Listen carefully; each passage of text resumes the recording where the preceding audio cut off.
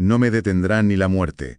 Conseguiré la victoria aunque para ello tenga que luchar desde el reino de los muertos. Es una frase brutal, casi la declaración de una diosa, no de una mortal. Y lo increíble es que no la pronuncia en la cima de su poder, sino, bueno, en su momento más bajo. Enferma, traicionada, habiéndolo perdido casi todo.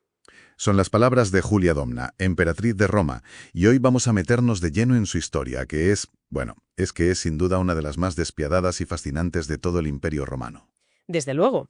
Y para ello tenemos un material de origen excepcional. Unos textos que se nos presentan como el diario secreto de Galeno, el médico más famoso de la antigüedad. Es que es una perspectiva única. No es la del historiador que escribe décadas después. No, es la del testigo presencial, el que está en la habitación, tomándole el pulso no solo a la emperatriz, sino al propio imperio. A través de sus ojos, entonces, vamos a ver esa lucha de Julia por forjar una dinastía. A cualquier precio. A cualquier precio. Nuestra misión, pues, es desentrañar esa red de ambición, de lealtad, de traición familiar, que definió a la dinastía Severa. Queremos entender cómo una mujer se convirtió en el poder real detrás del trono, desafiando a todos y a todo. Vale, vamos a desgranar esto. Vamos allá. La primera imagen que nos pinta Galeno es potentísima. ¿Dónde nos sitúa? Nos sitúa en Antioquía, en el lecho de muerte de Julia. Está consumida por el dolor de lo que Galeno describe como un oncos, un tumor en el pecho. Y le ofrece leche de adormidera, o sea opio, para calmar el sufrimiento. Y ella lo rechaza. De plano. Lo rechaza de plano. Y eso ya nos dice muchísimo de ella. En medio de una agonía física, lo que más le importa es mantener la mente despejada. ¿Por qué? ¿Qué está planeando? Su venganza. El trono ha sido usurpado por Macrino, el hombre que orquestó el asesinato de su hijo, el emperador Caracalla. Claro, pero lo fascinante, y esto lo anota Galeno, es que su motivación no es solo personal. Ella habla constantemente de la Aeternitas Imperii. La eternidad del imperio, de su linaje. Exacto. Es una idea casi obsesiva para ellos. Su lucha no es por ella, es por la supervivencia de su apellido en el trono. Para entender cómo llega a este punto, tenemos que rebobinar, porque los textos de Galeno dejan claro que ella nunca fue una emperatriz consorte al uso, ¿verdad? Siempre estuvo moviendo los hilos. Siempre, desde el principio. Años antes, durante el reinado de su esposo, Septimio Severo, ya se ve su mente estratégica. Hay un pasaje muy revelador durante la campaña en Partia. Severo conquista y saquea la capital, Quesifonte, y lo celebra como una victoria, aplastante. Y Julia no. Preocupada por una victoria. Preocupada, porque ella piensa a largo plazo. Ve que incendiar la capital enemiga genera un odio que durará generaciones. Y eso va a dificultar su verdadero proyecto, unir cultural y políticamente Oriente y Occidente. Mientras Severo piensa en el triunfo de hoy, ella está pensando en el imperio de dentro de 50 años. Siempre 2 pasos por delante. Y se da cuenta de que la mayor amenaza para ese proyecto no está en las fronteras, no, está en su propio palacio. Hablemos de Cayo Fulvio Plauciano. El gran antagonista de esta primera parte de la historia. Es el prefecto del pretorio, el jefe de la guardia personal del emperador, lo que ya le da un poder inmenso. Pero es que además... Además, es el mejor amigo de la infancia de Severo, su confidente. Para el emperador es intocable. Pero Julia no lo ve así, claro. Ella sospecha de él constantemente. Los textos mencionan que cree que Plauciano retuvo a propósito a la caballería en la batalla clave de Lugduno. Casi le cuesta la victoria y el trono a Severo. Exacto. Y no tiene pruebas. Es pura intuición, pero para ella suficiente. Lo que nos lleva a su primera gran jugada política. Sabe que no puede ir a su marido y decirle, oye, tu mejor amigo es un traidor. Atacar a Plauciano directamente es... un suicidio político. Es atacar el juicio del propio emperador. Totalmente. Así que, ¿qué hace? Pues es brillante. Durante un viaje por el Nilo, en un momento de aparente calma, le hace una sugerencia a Severo. No le pide que destituya a Plauciano. No, le sugiere que nombre a un segundo prefecto del pretorio, un hombre de confianza de ella, un tal Saturnino, para, compartir la carga del trabajo. Es una genialidad. No lo elimina, diluye su poder, crea un contrapeso. Esto nos dice mucho de su estilo. La sutileza por encima de la fuerza bruta. Es una partida de ajedrez. Exacto. Ha colocado a su alfil junto al rey enemigo, limitando sus movimientos. Y con eso neutraliza, al menos temporalmente, la mayor amenaza externa a su dinastía. Pero lo que no sabe es que eso solo le da más tiempo para enfrentarse al verdadero problema, El que no puede resolver con intrigas palaciegas. el que está creciendo bajo su propio techo. Sus hijos, Antonino, que pasará a la historia como Caracalla, y Geta. Y las fuentes son unánimes. El odio entre ellos no era una simple rivalidad fraternal. No, era algo visceral, patológico. Galeno lo describe como una enfermedad en el corazón de la familia imperial. Y hay una escena en los textos que me parece increíblemente reveladora, casi de película. La carrera de cuadrigas. La carrera de cuadrillas en el Circo Máximo. Una carrera entre los dos hermanos. A ver, me cuesta imaginar a un padre pensando que eso es una buena idea. Julia está furiosa con Severo por permitirlo. Y Galeno, que está en las gradas, lo ve venir. Sus notas son tajantes, algo así como, estos dos van a acabar matándose. Y la carrera es un presagio terrible. Es una batalla, no es una competición deportiva. Hay carros destrozados, colisiones que no parecen accidentales. Es un caos que deja claro que su rivalidad no es un juego, es una guerra a muerte. Y es aquí donde la historia toma un giro realmente oscuro. Parece que Julia llega a una conclusión terrible. Si para vencer a un monstruo como Plauciano necesita un arma, y no puede confiar en su marido. Tendrá que forjarla ella misma. Sí. Y es una de las partes más trágicas. Se da cuenta de que para destruir al monstruo que amenaza a su familia, necesita crear otro. Y empieza a moldear a su hijo mayor, a Antonino. Se convierte en su sombra, en la voz que le susurra constantemente al oído. Las palabras que recoge Galeno son escalofriantes. Imperator destinatus. Estás destinado a ser emperador. El poder no se comparte, se toma. Lo está deshumanizando. Lo está convirtiendo en una herramienta de su propia ambición. ¿Cuál es el coste psicológico para una madre de hacerle eso a su propio hijo? Inmenso. Lo convierte en un hombre paranoico, cruel, incapaz de confiar en nadie, excepto en ella. Y esa arma que ha creado, pues, finalmente se dispara. La tensión con Plauciano llega a un punto de no retorno. Y culmina con su asesinato en el propio palacio, un acto orquestado por Julia y ejecutado en parte por Antonino. Es un momento... Crucial y definitorio. Totalmente. Julia ha eliminado a su gran rival, pero el precio ha sido altísimo. Ha desatado la violencia en el corazón de su familia y ha legitimado el asesinato como herramienta política a los ojos de su heredero. Y las fuentes describen un cambio en Antonino a partir de ese momento. Un cambio palpable. Antes era ambicioso, después del asesinato se vuelve paranoico, ve conspiraciones por todas partes.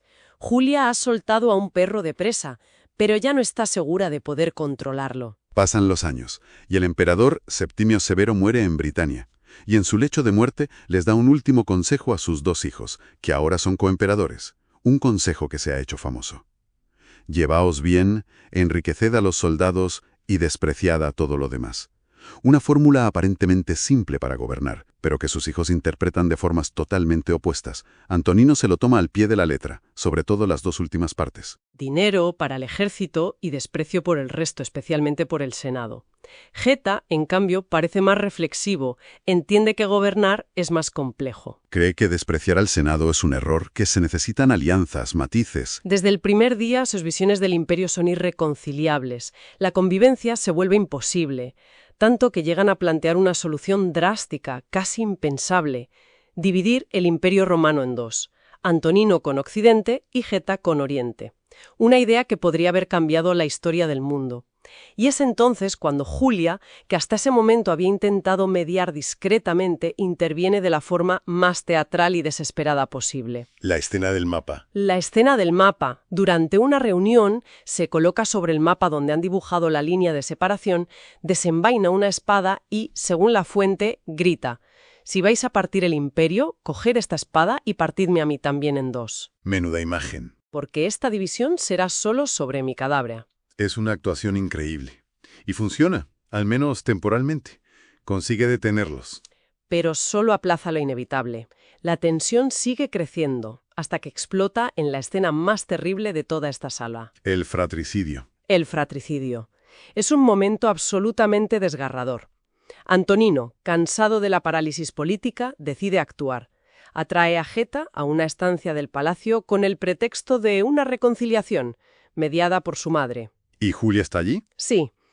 Cuando la discusión sube de tono, Antonino saca una daga. Julia, al verlo, se lanza instintivamente para proteger a Geta, abrazándolo, intentando cubrirlo con su propio cuerpo. Pero no lo consigue. No. En el forcejeo, Antonino apuñala a su hermano repetidamente por encima del hombro de su madre. Geta muere desangrado en los brazos de Julia. Ella misma resulta herida en una mano. Hay que detenerse aquí un momento. La imagen es brutal. La arquitecta de la dinastía, la mujer que ha luchado toda su vida por la Eternitas Imperio, acaba cubierta con la sangre de un hijo, asesinado por el otro. ¿Cómo se puede seguir adelante después de algo así? Es la pregunta clave. Creo que, a partir de ese momento, algo se rompe en ella para siempre. Pero su proyecto dinástico es más fuerte que su dolor de madre. Sabe que ahora solo le queda un heredero, el monstruo que ella misma ayudó a crear. Y tiene que asegurarse de que él mantenga el poder. Así que se traga su dolor y se pone a trabajar. Y el nuevo y único emperador, Caracalla, empieza su reinado con una purga. Pero no se limita a eliminar a los partidarios de Geta. No, quiere eliminar su propia existencia. Ordena una damnatio memoria. La condena de la memoria. Un intento de borrar a una persona de la historia. Su nombre se cincela en los monumentos, sus estatuas se derriban. En el imponente arco de Séptimo Severo, en el Foro Romano, aún hoy se puede ver la línea vacía donde antes estaba el nombre de Geta. Es un acto de aniquilación simbólica. Y mientras todo esto ocurre, la enfermedad de Julia avanza. Galeno finalmente tiene un diagnóstico claro. Sí, le dice que tiene un cárquinos, lo que llamaban cáncer. Y, tratando de ser honesto, le dice unas palabras que resultarán proféticas. No se detendrá ante nada. Y Julia, lejos de hundirse, ¿qué hace? Adopta esas palabras como su propio lema de batalla. Si el cáncer es un enemigo implacable que no se detiene, ella tampoco lo hará. Convierte su sentencia de muerte en una declaración de intenciones. Es la máxima expresión de su carácter. Indomable. Pasan los años, Caracalla gobierna como el tirano que su madre moldeó. Pero la violencia que él practica se acaba volviendo en su contra. Es asesinado durante una campaña en Partia, y las fuentes nos revelan que el cerebro detrás del complot es alguien que ya conocemos. Opelio Macrino, el prefecto del pretorio. El hombre que, según se nos cuenta, interceptó una carta de Julia a su hijo. En ella, la emperatriz le advertía sobre la creciente ambición de Macrino. Al saberse descubierto, Macrino actúa primero para salvarse. Exacto. Organiza el asesinato y se proclama emperador. Parece la derrota final, absoluta. Su marido, muerto. Sus 2 hijos, muertos. Y el trono ocupado por un usurpador. Está sola, en Antioquía, muriéndose. Todo por lo que luchó parece perdida. Pero es aquí donde cumple aquella promesa que hizo al principio. No me detendrá ni la muerte. Desde su lecho de dolor orquesta su última y más brillante conspiración. ¿Cómo lo hace? ¿Qué le queda? Le quedan 2 cosas. La inmensa fortuna de la familia y su sobrina nieta, Julia Maesa, tan ambiciosa y astuta como ella. El plan es una genialidad. Lo es.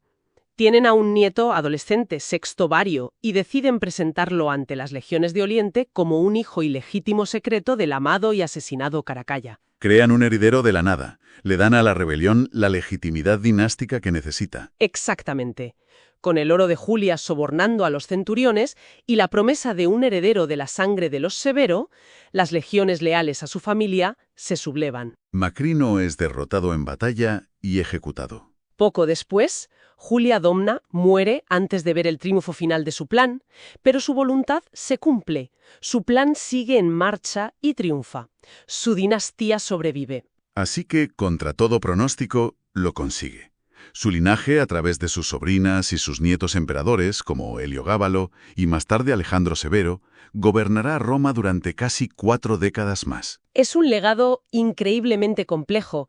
Por un lado, la dinastía severa proporcionó una estabilidad en las fronteras que no se veía desde la época de Marco Aurelio. Fortalecieron el ejército, consolidaron el imperio. Pero el coste interno fue terrible. La brutalidad, el asesinato y la paranoia se convirtieron en la norma dentro de los muros del palacio. La historia de Julia es, en definitiva, la de una estratega maestra, una política implacable, pero también la de una madre que sacrificó la humanidad de un hijo y el amor del otro en el altar de su legado. Defendió ese legado con una determinación que literalmente trascendió la muerte. Y esto nos deja con una pregunta fundamental sobre la naturaleza del poder, una que resuena a lo largo de toda la historia. Para asegurar la supervivencia de su proyecto, Julia desató una violencia que la consumió a ella y a su propia familia. La pregunta entonces es, ¿fue ese el precio necesario que hay que pagar por la grandeza y la estabilidad de un imperio? ¿O es simplemente la prueba de que la ambición desmedida, cuando no tiene límites, siempre acaba devorándose a sí misma? La historia de Julia Domna nos muestra que, a menudo, la línea que separa a la heroína de la villana es tan afilada como la daga de un asesino.